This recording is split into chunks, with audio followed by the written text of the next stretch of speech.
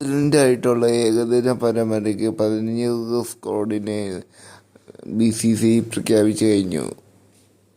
T20 ലോകകപ്പ് മുന്നിൽ കണ്ട് ഹാർദിക് പാണ്ഡ്യയ്ക്കും ജസ്പ്രീത് ബുംറയ്ക്കും ഇന്ത്യ വിശ്രമം നൽകിയിരുന്നു. ദക്ഷിണാഫ്രിക്ക പര്യടനത്തിന്റെ ഭാഗമായ തിലക് വർമ്മ, ജോറൽ ഗെയ്ക്വാദ് എന്നിവർ പുറത്തായിരുന്നു.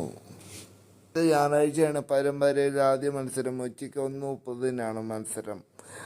പരമ്പരയുടെ പ്ലേയിങ് 11 എങ്ങനെയാണെന്ന് നോക്കാം. ഇന്ത്യയുടെ ക്രിക്കറ്റിനെ കുറിച്ച് കൂടുതൽ അറിയാൻ ക്രിക്കറ്റ് എന്ന് പറയുന്ന യൂട്യൂബ് ചാനൽ സബ്സ്ക്രൈബ് ചെയ്യുക.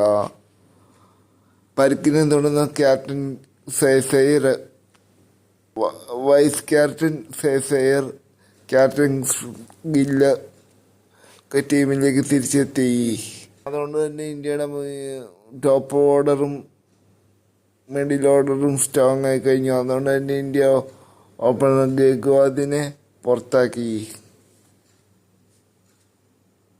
അതുകൊണ്ട് തന്നെ ജയ്സ്വാളിന് പുറത്തിരിക്കേണ്ടി വരും, ബെഞ്ചിലിരിക്കേണ്ടി വരും.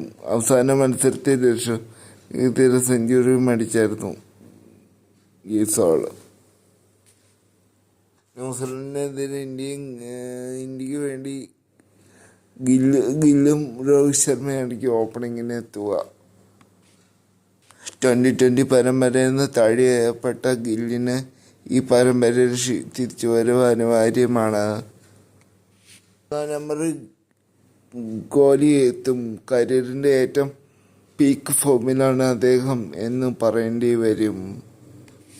വലിയൊരു റൺ വേട്ട തന്നെ പ്രതീക്ഷിക്കേണ്ടി വരും. പിന്നെ 4ാമതായി വൈസ് ക്യാപ്റ്റൻ സേസയർ എത്തും. 6 മാസത്തെ ഇടവേള കഴിഞ്ഞ് സേസയർ വീണ്ടും കളിക്കളത്തിലെത്തും. ഏകദിനത്തിൽ 5ാം നമ്പറിൽ രാഹുൽ എത്തും. അന്ന് വിക്കറ്റ് കാക്കുന്ന രാഹുലല്ല. 6ാമതായി വലിയൊരു ഇടവേളയ്ക്ക് ശേഷം പുതിയ കളികൾ കാണാനും ചിലത് കാണിച്ചു പഠിപ്പിക്കാനും Indian wicket keeper Rishabh Pant എത്തും.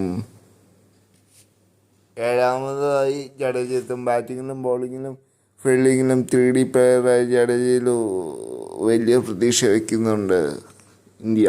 ന്യൂസിലൻഡിനെ കറക്കി വീഴ്ത്താൻ 8ാം നമ്പർ കുൽദീപ് യാദവ് എത്തും. ശേഷം സിരാജ് രണ്ടും കൽപ്പിച്ച് ടീമിലേക്ക് തിരിച്ചു വരികയാണ്.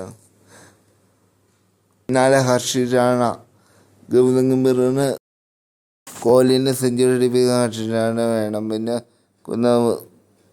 പിന്നെ അക്ഷദീപും വരും. അപ്പോൾ ഇത്രയാണ് ഈ വീഡിയോയിൽ പറയാനുള്ള. ചാനൽ ആദ്യമായിട്ട് വേണമെങ്കിൽ സബ്സ്ക്രൈബ് ചെയ്യും. മറ്റേ വീഡിയോ ആയിട്ട് വീണ്ടും കാണാം.